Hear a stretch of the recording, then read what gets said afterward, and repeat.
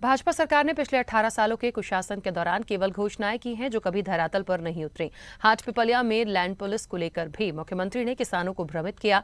Land pulling के निरस्तीकरण की घोषणा तो की गई, लेकिन उसका नोटिफिकेशन जारी नहीं किया, जिससे स्पष्ट है कि भाजपा के बड़े से लेकर छोटे सभी नेता झूठ बोलो और जोर से बोलो की नीति पर चलते हैं। ये कहना है हाटपिपलिया से कांग्रेस की टिकट पर चुनाव लड़ रहे राजवीर सिंह बघेल का, जिनसे बात की संवाददाता सुरेश प्रजापति ने। बातचीत के दौरान राजवीर सिंह ने कहा कि पिछले उपचुनाव में बीजेपी ने सत्ता का दुरुपयोग किया, लेकिन इस बार जनता भय और दबाव मुक्त मतदान करने जा रही है और कमलनाथ के नेतृत्व में कांग्रेस सरकार बनेगी। इस वक्त हम मौजूद है देवास जिले की हाटपिपलिया विधानसभा में। हाटपिपलिया विधानसभा से कांग्रेस के प्रत्याशी राजवीर सिंह जी बघेल हमारे साथ में, जानते हैं इन्हीं से किस प्रकार का यहाँ पर माहौल रहा। सबसे पहले तो स्वदेश न्यूज में बहुत बहुत स्वागत है भैया। धन्यवाद धन्यवाद जी। 2020 में भी आपको जो है कांग्रेस ने मौका दिया था उपचुनाव में, तब में और अब में किस प्रकार का फर्क देखते हैं भैया? देखिए, वो एक उपचुनाव था, उसको पूरा सत्ता पक्ष ने लड़ा था और उसमें और इस माहौल में अभी बहुत जमीन आसमान का फर्क है। पूरा प्रशासन, पूरी पार्टी के सारे लोग, भारतीय जनता पार्टी के लोग उसमें लगे थे। मंत्री, विधायक, मुख्यमंत्री, सभी लोगों का जमावड़ा था पूरे विधानसभा क्षेत्र में। इस उपचुनाव में ये बिल्कुल क्लियर फील्ड है। अब यहाँ पर आपके पूजनीय पिताजी ने भी इस क्षेत्र का नेतृत्व किया है। देखिए, बड़ा पुराना नाता इस विधानसभा से रहा। इस विधानसभा के 16 गांव मेरे परिवार की जागीरी में रहे, जमींदारी जागीरदारी के समय, और मैं चौथी पीढ़ी में हूँ उसमें। उनके नगर पालिका के अध्यक्ष भी रहे हैं।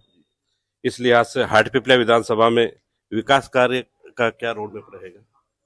जी हाँ, एक बड़ा अनुभव मिलता है। नगर पालिका एक छोटी जगह होती, विधानसभा बहुत बड़ा क्षेत्र होता है। क्योंकि नगर पालिका में मैं 3 बार अध्यक्ष रहा और 3 ही बार एक मैंने विकास का दृष्टिकोण रखा। सोनकच्छ में बहुत सारी उपलब्धियां उस कार्यकाल की रहीं, जो बेसिकली आने वाले 50 साल के लिए प्लानिंग था शहर के लिए। ऐसा ही कुछ हम हाटपिपलिया क्षेत्र को करके देना चाहते हैं कि जो वहाँ की बेसिक्स, जैसे पानी की समस्या, हाटपिपलिया में बरसों से वहाँ टैंकरों से पानी सप्लाई होता है, तो उसके लिए चाहे कुछ भी करना पड़े, हम हाटपिपलिया में पानी लेके आएंगे। अच्छा भैया, हाटपिपलिया विधानसभा में आपके हिसाब से जो होना चाहिए वो आपकी प्राथमिकता में क्या रहेगा?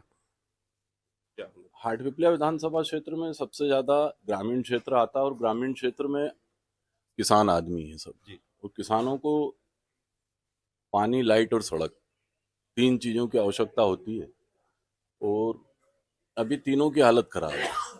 मैं आपसे पूछना चाहता हूँ, जिस योजना का प्रस्ताव ही नहीं हुआ, उस योजना को लेकर किसानों तक दावे आपत्ति वाली बात पहुंच गई, नोटिस जारी हो गए और वो बोल रहे हैं कि प्रस्ताव ही नहीं हुआ, तो उसको निरस्ती का सवाल ही नहीं।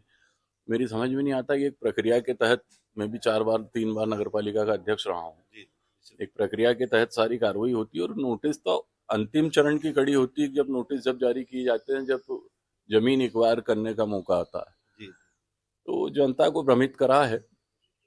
और कमलनाथ जी ने, मैं 200 किसानों को लेके भोपाल गया था, प्रतिनिधि मंडल किसानों का। कमलनाथ जी ने सीधे तौर पे वादा करा कि हम कृषि भूमि उद्योग के लिए नहीं लेंगे अगर कांग्रेस को वहां से मदद मिलती है, हाटपिपलिया से कांग्रेस जीतती है और मध्य प्रदेश में कांग्रेस की सरकार बनती है, तो हम लैंड पुलिंग योजना पूरी तरीके से निरस्त कर देंगे। तो ये थे हमारे साथ में कांग्रेस प्रत्याशी राजेंद्र सिंह जी बघेल साहब, जिन्होंने बताया अपना प्रकार से लैंड पुलिंग और तमाम